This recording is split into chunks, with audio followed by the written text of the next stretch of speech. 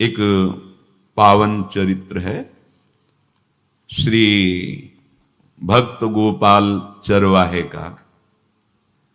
पहले ऐसा हुआ करता था कि सबकी गायें जैसे चराए तो सब लोग अन्न आदि जो है उसके घर भिजवा देते थे और गायें छोड़ देते थे। वो ग्वाला ही कहा जाता था। सैकड़ों लोगों की गाय चराता था और उसके घर में अन्न आदि जो आवश्यक सामग्री है भिजवा दी जाती थी। ना तो एक अक्षर वो पढ़ा लिखा था और ना कभी उसने भगवान का नाम या कोई चर्चा सुनी थी। उसके कोई परमार्थ से संबंध ही नहीं था। बस गाय चराते थे, जंगल में रहते थे, पत्नी भोजन पहुंचा देती थी और परिवार चलाने के लिए गांव के लोग दे देते थे अन्न, क्योंकि सबकी गाय चराते थे। ना तो उसको किसी धर्म का ज्ञान था, ना किसी साधना का ज्ञान था। एक दिन देखा जंगल से एक मंडली जा रही संतों के। ओ श्री राम जय राम जय जय राम, श्री राम जय राम, ऐसे कीर्तन। संत जन पहले मंडली बना के चलते थे तो नाम कीर्तन पद कीर्तन ऐसे। उसको बड़ा आनंद आया। उसको लगा कि इतने झूम झूम कर संत जन गा रहे हैं, किसी से बात नहीं की, पकड़ लिया। अब पूरा तो नहीं, बस उतना राम राम राम राम ऐसे करने लगा। देखो कई बार कहा है यदि आप बिना गुरु मंत्र के भी नाम जप करेंगे तो नाम जप आपको गुरु तक पहुंचा देगा, क्योंकि गुरु प्रदत्त नाम भगवत साक्षात्कार कराता है। 50 वर्ष की अवस्था लगभग हो गई थी। कभी कोई तीर्थयाटन, धर्म कार्य, शास्त्र स्वाध्याय, सत्संग कुछ नहीं। देखो कृपा, विश्वास। अब वो अलौकिक ढंग से नाम में मिठास लगने लगी उसको। तो जोर जोर से कभी कभी नाच पड़ता, चरवाहा है ना, गाता। तो और जो लोग थे उसका उपहास करते, अरे नरक में भी ठौर नहीं मिलेगी, जिंदगी में कुछ पुण्य नहीं किया। ये ऐसे लोग बहुत उपहास करने वाले, ऐसे करने से क्या मिलेगा, नाम से कुछ हो जाएगा। उसने कहा हमने तो कभी सोचा ही नहीं कि कुछ होगा, हम तो ऐसे ही गा रहे हैं। पर ये लोग उपहास कर रहे हैं, क्या गलत है क्या ऐसा गाना? जब तक दृढ़ ज्ञान नहीं होता तब तक माया फिसला सकती है। उसने कहा कि हम किसी लाभ के लिए, बैकुंठ जाने के लिए या कोई लाभ के लिए नहीं जपते, हमें तो अच्छा लगा, वो गा रहे थे संत जन तो हम गाने लगे। क्या सही में आप लोग समझते हैं कि ये गलत है? उनका तुम मूर्ख हो, तुम्हारी क्या समझ में आए? और उपहास करते उसका। उसके मन में एक बात आई, कोई ये प्रमाण दे दे मुझे कि ये जो मैं संतों के मुख से सुना नाम, ये परम सत्य है, ये परम सुखकारी है, और इससे क्या वैकुंठ मिल जाएगा? कोई तो मिले मुझे। और जब किसी के हृदय में ऐसी आकांक्षा होती है तो वही मिल जाते हैं जो सबके हृदय की जानते हैं। एक दिन उसने देखा जब लोग दिल्ली की हंसी मजाक कर रहे थे, उसी समय एक लंगोटी पहने हुए, हाथ में कमंडल और दंड धारण किए हुए कोई वीतराग परमहंस दौड़ा, चरणों में गिर गया।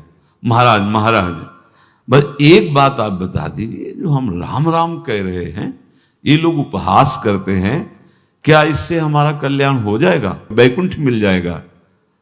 तो उन्होंने कहा बेटा ये बहुत मंगलमय भगवान का नाम है, पर हमें लगता है कि तुम्हें गुरुदेव की आवश्यकता है। यदि तुम गुरु कृपा पात्र बन जाओ तो इन उपहास करने वालों की बातें तुम्हारे मन में नहीं लगेंगी और निश्चित तुम्हें भगवत साक्षात्कार हो जाएगा। तो पैर पकड़ लिया और कहा महाराज आप ही गुरु बन जाओ ना हमारे, आप ही हमें मंत्र दे दो। तो उन्होंने कहा हम तो तीर्थ यात्रा में हैं, ऐसा हम नहीं कर सकते, पर यदि तुम भगवान से प्रार्थना करोगे तो तुम्हारे कल्याण के लिए सदगुरु प्राप्त हो जाएगा। इसलिए जैसे कोई पूछते हैं किसको सदगुरु बनाऊं, तुम कहते किसी को नहीं, पहले भगवान को मानो, श्री हरि को, जगत गुरु श्री कृष्ण को, फिर उनसे प्रार्थना करो कि यदि आप आवश्यक समझते हो कि सदगुरु के रूप में आप आकर के हमारा कल्याण करेंगे तो मुझे पहुंचा दो, या आप स्वयं आ जाओ। मैं नहीं खोज कर पाऊंगा, मेरी वो दृष्टि नहीं है कि मैं किसी महापुरुष को पहचान सकूं। मैं तुमसे सत्य कहता हूं, सदगुरु की जो शरण में हो गया तो उसके जीवन नौका की डांट सदगुरु अपने हाथ में ले लेते हैं। फिर उसको कोई भय, कोई उपहास, कोई लज्जा नहीं सताती। वो सुखपूर्वक इस दुखद अपार संसार समुद्र से पार हो जाता है। पर बेटा, तेरे ऊपर भगवान की बड़ी कृपा है, क्योंकि तू संतों को मानता है। तू मेरी बात पर विश्वास कर ले, अंदर से तू एकांत में रो, तुझे सदगुरु मिल जाएंगे। अब ऐसा कहकर वो अपने राह में चले तीर्थ यात्रा के लिए। अब वो खोजता, एकांत में बैठकर देखता, कभी कभी वो पेड़ पे चढ़ जाता कि कोई संत तो नहीं आ रहे हैं। अब उसके लिए वहां भोजन पहुंच जाता, पाता, गाय देखता और बस खोज करता कि सदगुरु आ जाए, सदगुरु आ जाए। बहुत समय व्यतीत हुआ, पर उसका विश्वास नहीं टूटा कि संत ने कहा था कि तुम भावना करो कि सदगुरु आ जाएंगे। भगवान सदगुरु बन करके आ गए। वही है सदगुरु। देखा सामने से बड़े तेजस्वी महात्मा बड़े तीव्र गति से आ रहे हैं। वो दौड़ा, गुरुदेव गुरुदेव, चरणों में लौट गया। चरणों में जे ही गिरा तो एक बिजली सी दौड़ी उसके हृदय में। अब बात बन गई, गुरु मिल गए। वो खड़े हो गए। देखते ही सात्विक भाव उत्पन्न हो रहा है, आंसू निकलने लगे। देखते ही मन में आया कि जो संत कह रहे थे सदगुरु मिल जाएंगे, यही हमारे सदगुरु हैं। हृदय में उत्साह, आतुर आवाज, प्रभु मुझे भवसागर से पार करने वाला गुरु मंत्र दे दो। ऐसे थोड़ी दीक्षा दी जाती कि गली चलते दी जाए। दूंगा, जा पहले स्नान करके आ, फिर एकांत स्थान में बैठेंगे, फिर तेरे को उपदेश देंगे। बोला, महाराज मैं जंगली आदमी हूं, गाय चराता हूं, हमारा घर बार से कोई आना जाना नहीं, यही भोजन आ जाता है। संत ने कहा, अच्छा स्नान करो। स्नान करके आए। एक पेड़ के नीचे, भाई मैं तुझे कुछ नियम दूंगा, कुछ शर्त। तो अब महाराज गंवार आदमी है, ना हम आपका कोई नियम पालन कर पाएंगे, ना कोई व्रत पालन कर पाएंगे, ना कोई साधना कर पाएंगे। आप देख लो हमारी हालत। 50 साल का हूं, पढ़ा लिखा बिल्कुल नहीं, कोई धर्म कर्म नहीं जानता, गाय चराता हूं। मुझसे बहुत बातें नहीं सदेंगी। अगर एक कोई बात बता दो तो प्रण करता हूं जिंदगी में प्राण त्याग सकता हूं, पर एक बात, कोई एक नियम कोई दे दो। हमें बहुत नियम तो नहीं समझ में आएंगे, एक कोई बात बता दो कि ऐसा कर लेना और मंत्र जपना, तो हम प्राण त्याग सकते, पर आपकी आज्ञा उल्लंघन, पर बहुत हम बातें नहीं मान पाएंगे क्योंकि हमारे इतना ज्ञान नहीं है। गोपाल के वचन सुन करके बहुत प्रसन्न हुए संत भगवान। एक नियम तुझे देता हूं, हमारे आराध्य देव श्री कृष्ण हैं, गोविंद हैं। आज से तुम्हारे आराध्य देव गोविंद हुए, हां श्री कृष्ण है। बिना उनको पवाए तुम्हें पाना नहीं है, बस यही तुम्हारे लिए नियम है। तुम्हारे पास जो आवे, सूखी रोटी, दूध, छाछ, जो भी, बिना उनको पवाए पाना नहीं है। सीधा सरल आदमी। गुरुदेव प्राण चाहे चले जाएं, बिना उनको पवाए आज के बाद कभी जिह्वा पे कुछ नहीं जाएगा। ऐसा गुरुजन आदेश करते हैं वैष्णव मार्ग के पथिकों को कि जल भी बिना अर्पित किए मत पियो। अगर आप बिना अर्पित किए पीते हैं तो आपकी बुद्धि में इष्ट देव के प्रति ममत्व तो नहीं आ पाएगा, नहीं आ पाएगा। अब तो गोपाल नाच पड़ा कि गुरु मिल गए, गुरु मंत्र मिल गए और इष्ट का पहचान मिल गई। उसी समय घर से भोजन आया, वही कभी चटनी रोटी, ऐसे ही बैठा एकांत वृक्ष के नीचे, आओ गोविंद भोग पाओ। अब गोपाल विचार में लगा कि आ तो रहे हैं ही नहीं, और गुरुजी ने कहा बिना पवाए पाना नहीं। पूरा दिन व्यतीत हो गया। गुरुजी कह रहे थे घट घट में विराजमान भगवान है तो कहीं से भी प्रकट हो सकते हैं, तो अंदर मंत्र जपता हो, कहता आओ भगवान, पाओ आके, नहीं आए। महाराज हमारे गुरुदेव ने आपका ध्यान जो बताया था वैसे ही आओ, आप पाओ आकर के। रात्रि हो गई, देखा पर वो नहीं आए, तो भोजन उठाया, गाय को पवा दिया, तो बहुत सी गायें थी, भूखा रह गया। दूसरे दिन फिर भोजन आया, एक पत्ता टोरा, जल से छिड़का पत्ते में और भोजन रखा, भगवान को फिर पुकारा, आओ प्रभु। गुरुदेव ने आज्ञा की, बिना आपको पवाए हम अपनी जबान में नहीं रख सकते। शाम हो गई, रात्रि हो गई, फिर गौ को दे दिया, नहीं पाया। अब एक तो 50 वर्ष की अवस्था और गौओं के पीछे दौड़ना और भोजन पाना नहीं, शरीर में सामर्थ्य धीरे धीरे कम होने लगी। तीसरा दिन, चौथा दिन, पांचवा दिन, छठा दिन, सातवां दिन, दीनानाथ प्राण चाहे निकल जाए, हम गुरु की आज्ञा नहीं तोड़ सकते। अगर आप नहीं आएंगे तो भूखों मर जाऊंगा। पर हम ये बात देखो, ये बात चरवाहा है, कोई साधना पूर्व की नहीं। गौ सेवा के प्रताप से उससे संतों में प्रीति हो गई, नाम की कृपा से, गुरु की कृपा से नामी की प्राप्ति की चाह। ऐसे कई दिन व्यतीत होते गए, अस्थि मात्र होए रहे शरीरा। पूछते कि क्या बात है, भोजन तो हम रोज लाते हैं, आप रोज लेते हैं, क्या पाते नहीं? आपका विषय नहीं। शिक्षा मिलती है यहां, अपने गुरु उपदिष्ट साधन को किसी से बताना नहीं चाहिए। गुरु उपदिष्ट साधन जब तक सिद्धावस्था ना पहुंच जाए तब तक गुप्त रखा जाता है। जो जैसे आप सत्संग सुन रहे हो, इसमें कोई वचन आपको लगा, पकड़ लिया, अब वो जीवन में तभी बोलना जब उसका प्रभाव हमारे जीवन में आ जाए। नहीं ऐसे नहीं बोलना, नहीं तो निकल जाएगा। और अगर रोक लिया तो मंथन करेगा अंदर और आपको उसमें स्थित कर देगा। एक भी शब्द नहीं बताया कि हमारी गुरु दीक्षा हो गई, गुरुजी ने कहा था पवा के पाना, और इतने दिन हो गए भगवान तो आ नहीं रहे, इसीलिए हम पा नहीं रहे, तो हमारी ये दशा है। देखो आज का समय ऐसा है कि प्रगट में सब इंद्रियों के पोषण की व्यवस्थाएं भगवान दी, चाहे गृहस्थ हो चाहे विरक्त हो, लेकिन क्या हमारे अंदर निष्ठा है ऐसी?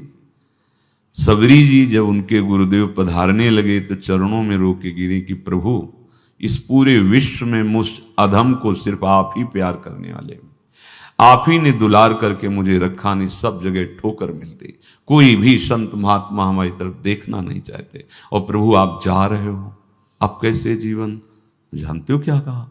हम तो भजन के प्रभाव से भगवान के धाम जा रहे हैं। बेटा, भगवान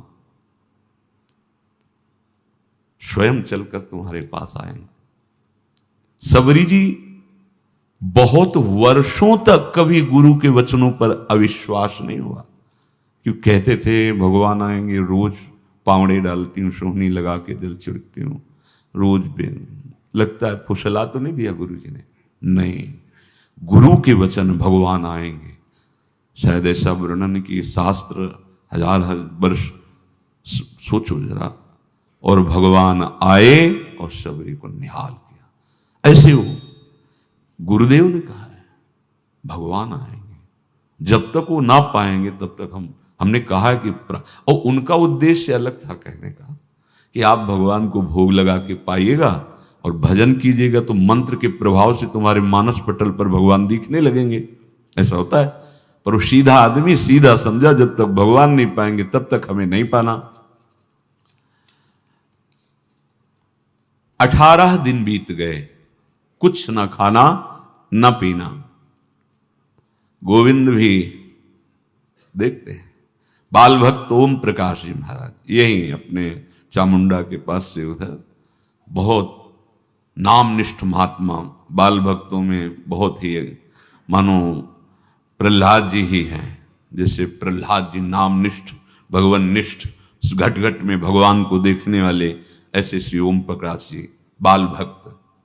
बड़े बड़े महापुरुष गए, हरि बाबा, उड़िया बाबा, सब बस वो यही कहते कि ये श्री कृष्ण का आदेश है। फिर शायद 50 के भी ऊपर दिन गए थे, ऐसे 70 दिन तक उस महापुरुष ने कुछ नहीं खाया, सशरीर अंतर्ध्यान हुए। आज समाधि उनकी बनी। हे, जब महत्व भगवान का जग जाता है तो शरीर का महत्व नहीं। अच्छा, प्राणनाथ जब प्राणों का पोषण कर रहे हैं तो अन्न में भी तो प्राणनाथ की ही दी हुई शक्ति है, तो बिना अन्न के भी उनका पोषण हो रहा है। पर ये भागवती का आदेश से, मनमानी करने से नहीं। मनमानी करने में फिर मार्ग रुक जाएगा। भगवान आदेश करते हैं अपनी वाणी से, युक्ताहार विहार से, उचित आहार विहार, वो तो भगवद आदेश होता है। 18 दिन बीत गए, 19वें दिन जब भोजन आया तो पेट के आते सब सिकुड़ गई थी। वैसे ही 50 वर्ष के थे, आंखें धस गई थी, उठने की ताकत नहीं।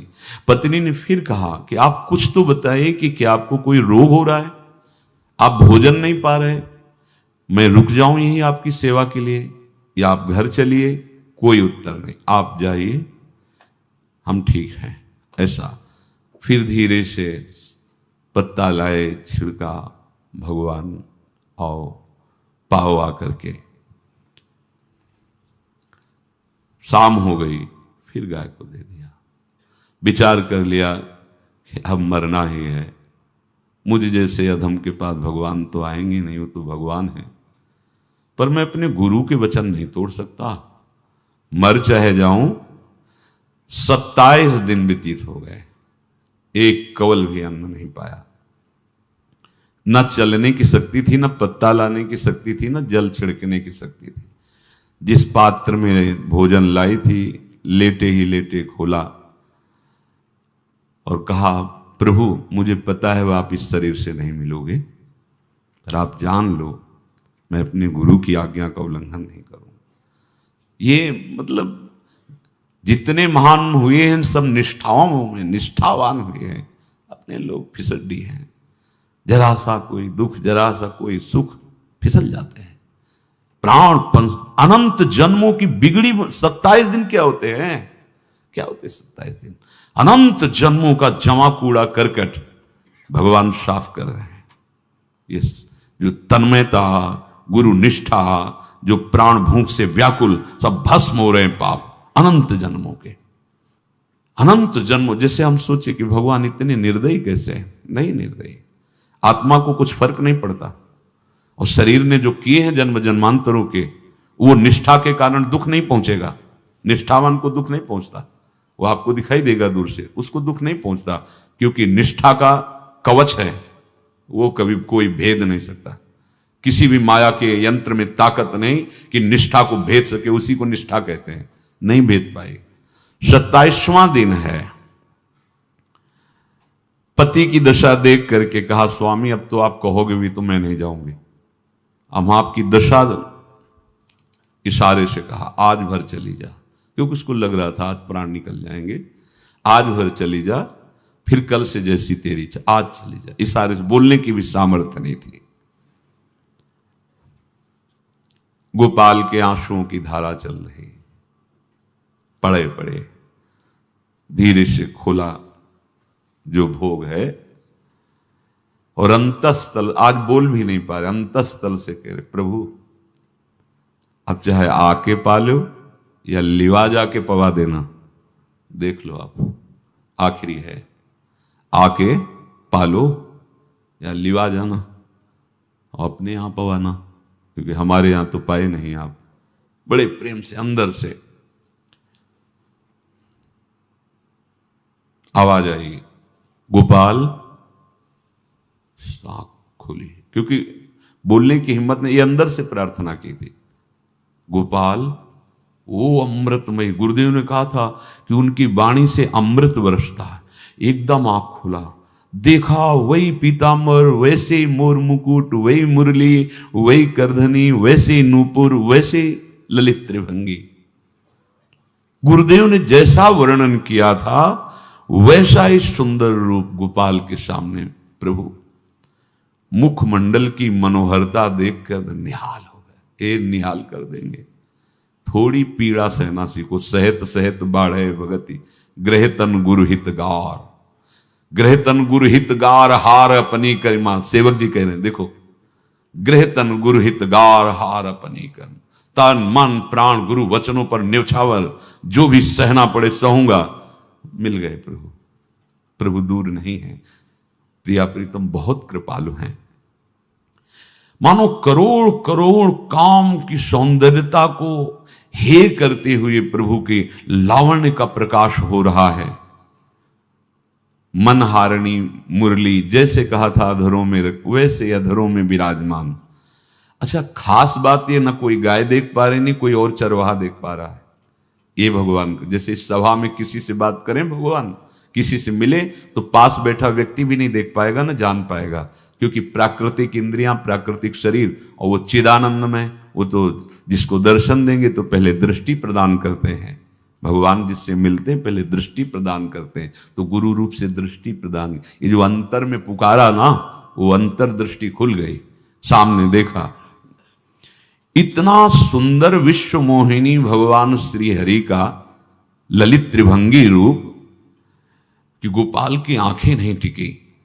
इतना सुंदर रूप, आंखें भगवान के तेज के आगे बंद हो गई।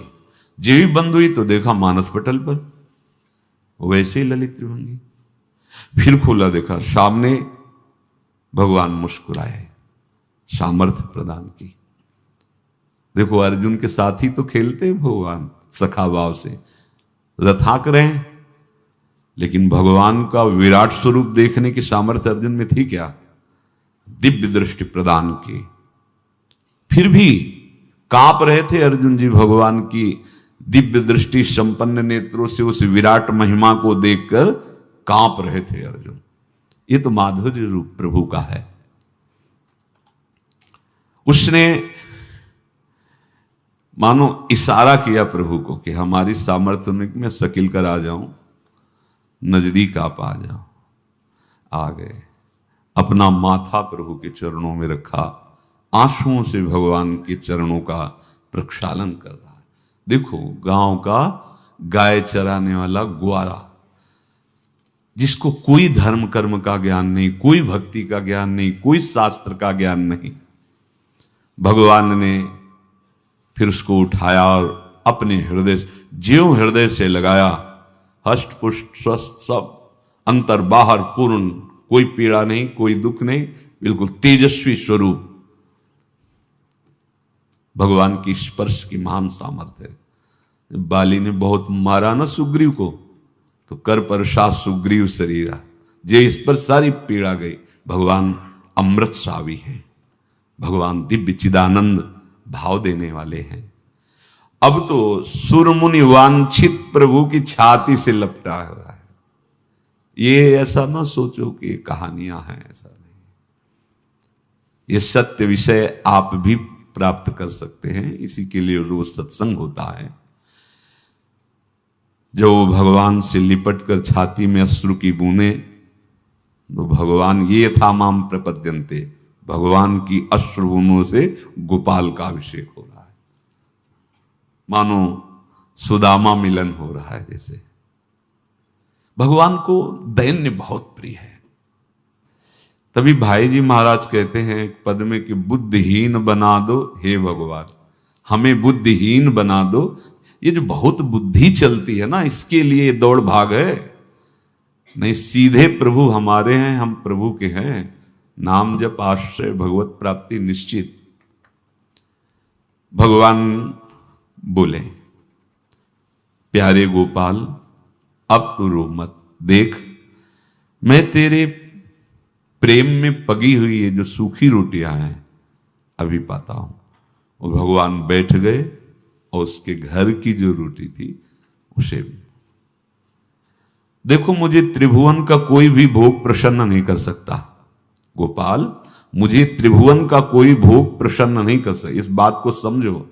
जिनको ये भ्रम हो कि हम अधर्म से कमा के 56 भोग लगा के प्रभु को प्रसन्न कर लेंगे, तो ये बात सुनो।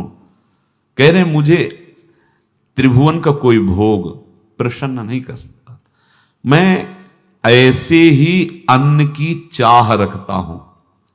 भगवान के वचन, जैसे दुर्योधन का महल का सब वैभव त्याग के, स्वागत ठुकरा के और विदुरानी जी के हाथ का छिलका पाया, मैं ऐसे ही अन्न की चाह रखता हूं, भगवान कहते हैं, बलिहारी है। कभी प्यार से एकांत में रो के इनको पवाना सीखो। भले आप इतनी कटोरी में सब्जी, 2 रोटी, और अगर दैन्य भाव से कि नाथ कहाँ आप और कहाँ, कैसे आपको पवाएगा, जो छवि है ना, पंखा करते जाओ ऐसे बीच बीच में जल पिला, देखो ना, ये था माम प्रपद्यन्ते तास्तते भजम। आप जैसा मानोगे वैसा ही वो व्यवहार करेंगे, पक्का समझ लो। गोपाल जो सच्चे हृदय से मुझे पुकारता है, मैं अवश्य उसको मिलता हूं। जो प्रेम पूर्वक मुझे पवाता है, मैं अवश्य उसका पाता हूं। पत्रम पुष्पम फलम तोयम ये में भक्त्या, भक्ति पूर्वक जो पवाया। भक्ति पूर्वक का मतलब दैन्य। अभक्त में अहंकार होता है, देखो ये किया मैंने, वो भगवान स्वीकार नहीं करते। वो आपका शुभ कर्म बन सकता है, अब वो भी धर्म से कमाई की है तो, पर भगवान की प्रसन्नता का हेतु होगा दैन्य। जहां भी देखो हमारे स्वामी को, जहां भी देखो दैन्य में बिके हुए पाए गए, दैन्य में। और ये दैन्य किसी बाजार में नहीं मिलती, ये दैन्यता बनावटी नहीं होती, ये वस्तुता हृदय की होती, भगवत प्रदत्त ही होती है। पर जो संत सदगुरुदेव की आज्ञा का अक्षरशः पालन करे तो इस दैन्य का निश्चित प्रादुर्भाव हो जाएगा, अहंकार गलित हो जाएगा। वत्स, मैं किसी भी वस्तु का कभी भूखा नहीं हूं। मानो गोपाल के बहाने से हमको समझा रहे हैं, क्या चाहिए भगवान को, क्या चाहिए? कुछ भी कर लो, माना कि तुम तात्कालिक वर्तमान दुख को मिटा सकते हो, तात्कालिक, लेकिन संपूर्ण दुखों को मिटाने के लिए हरिनाम गरज रहा है, राधा नाम गरज रहा है। आपसे प्रार्थना है, समझो इस बात को। कलयुग केवल नाम आधारा। देखो, सुन के राम राम शुरू किया, मिल गए सिद्ध सदगुरुदेव, दे दिया मंत्र, बता दी निष्ठा, और मिल गए भगवान। और भगवान कह रहे हैं, अब तेरे जीवन में कभी दुख का लेस नहीं रहेगा, तू अब घर जा, अब किसी की गाय चराने की जरूरत नहीं है, कुल परंपरागत तेरे लक्ष्मी बढ़ती रहेगी, तुझे कुछ करने की जरूरत नहीं। देखो, बड़े बड़े सोने के पहाड़ किसी सुनार ने बनाए क्या? प्रभु ने तो बनाया। भगवान हंसते हंसते समझ ही नहीं पाए और अंतर्धान हो गए। अभी गोपाल कुछ अपने मन भर के देख नहीं पाया था, कह नहीं पाया था, भगवान अंतर्धान हो गए। अब तो चिल्ला चिल्ला के रोने लगा और विवश होके आंख मूंदी तो देखा उसके मानस पटल पर छाए। अब तो राजी हो गया कि ये मेरे प्रभु ऐसी जगह विराजमान हो गए, कोई देख नहीं पाएगा, हम रोज बात करेंगे, रोज दर्शन करेंगे। नारायण या गौर श्याम को हृदय निकुंज बसइए। तो इसलिए धैर्य धारण करके, कितना भी कष्ट हो, अब पीछे मत हटो, फिसलो मत। माया अपने पार्षदों को भेजेगी। प्रभु का चिंतन छूटे वो कुछ भी स्वीकार नहीं।